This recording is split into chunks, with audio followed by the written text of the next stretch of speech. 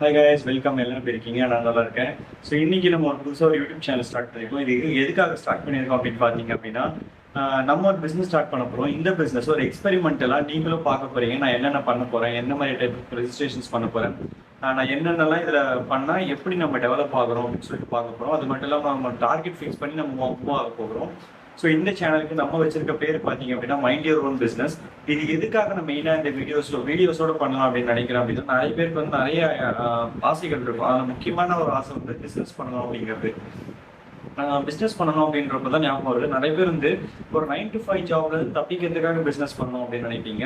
But அது வந்து நான் வந்து ஆக்சுவலாக ஒரு தப்பான விஷயம் அப்படின்னு தான் சொல்லுவேன். ஏன்னா 9 to 5 ஜாப்ல இருந்து பிஸ்னஸ் பண்றது அப்படிங்கிறது வந்து ரொம்ப ரொம்ப ஒரு தப்பிக்கிறதுக்காக ஒரு பிஸ்னஸ் பண்றது அப்படிங்கிறது வந்து ரொம்ப ரொம்ப தப்பான விஷயம். ஏன்னா 9 to 5 ஜாப்ல நம்ம எவ்வளோ எஃபர்ட்ஸ் போடுறோமோ அதை விட பல மடங்கு எஃபர்ட்ஸ் நம்ம போட வேண்டியது இருக்கும் ஒரு பிஸ்னஸ் வரும்போது. ஸோ அதனால் 9 to 5 ஜாப்ல இருந்து வெளியே வரதுக்காக நான் பிஸ்னஸ் பண்ண வரேன் அப்படின்றது வந்து தப்பான ஒரு மைண்ட் செட். அப்படியே ஒரு மைண்ட் செட் இருக்கீங்க. நீங்க பிஸ்னஸ் பண்ண வரது வந்து தப்பு அப்படின்னு நான் சொல்லுவேன். பிஸ்னஸ் எப்போ பண்ண வரணும் அப்படின்னா, உங்களுக்கு ஒரு தெளிவான ஒரு கோல் இருக்கணும். ஸோ இதனால தான் நம்ம பிஸ்னஸ் பண்ணணும் அப்படின்னு சொல்லி ஒரு கோல் இருக்கும். ஒரு ப்ராடக்ட்னு ஒன்று இருக்கும். பிஸ்னஸ் எப்பயும் ஒரு ப்ராடக்ட் அப்படின்னா என்னன்னா, மற்றவங்களுடைய ஒரு தேவையை வந்து நம்ம நிறைவேற்றணும். ஸோ குரூப் ஆஃப் பீப்புளுக்கு வந்து ஒரு தேவைன்னு ஒன்று இருக்கணும். அந்த தேவையை நம்ம ப்ராடக்ட் வந்து நிறைவேற்றுற மாதிரி இருக்கணும். அந்த குரூப் ஆஃப் பீப்புள் தான் நம்மளோட கஸ்டமர்ஸ். அவங்க தான் நம்ம டார்கெட் கஸ்டமர்ஸ். ஸோ இந்த மாதிரி ஒரு டார்கெட், இந்த மாதிரி ஒரு ப்ராடக்ட் உங்ககிட்ட இருந்தால் தான் உங்களால் வந்து பிஸ்னஸ் வந்து சஸ்டெயின் ஆக முடியும் அப்படிங்கிறத தெரிஞ்சுக்கோங்க. ஸோ அதனால பிஸ்னஸ் அப்படிங்கிறது வந்து சும்மா ஒரு எப்படி சொல்றதுன்னா, ஒரு டீ கடைக்கே வந்து இதுதான் வந்து ஆக்சுவலான கான்செப்ட். ஓகேங்களா? அதுக்காக வந்து நிறைய பேர் இருப்பாங்க. அவங்க எப்படி இருப்பாங்கன்னா, நம்ம ஊர்ல வந்து நம்ம ஏரியாவில் ஒருத்தர் டீ கடை போட்டுருப்பாரு. ஒரு நல்ல ரன் ஆகும். ஸோ நம்ம ஏரியாவில் டீ கடை போட்டாங்க, நல்லா ரன் ஆகுதுன்னு சொல்லிட்டு அவர் பக்கத்துலேயே போயிட்டு இன்னொரு டீ கடை போடுவாங்க. இவங்களுக்கு பால் ஊற்றிடுவாங்க. ஸோ இதான் நடக்கும். ஸோ இந்த மாதிரி விஷயங்கள்லாம் ஒரு பிஸ்னஸ்ல பண்ணவே கூடாது.